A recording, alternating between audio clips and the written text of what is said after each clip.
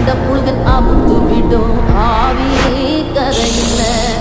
விக்ரமாதித்ய சொன்ன வேதாள கதையில்ல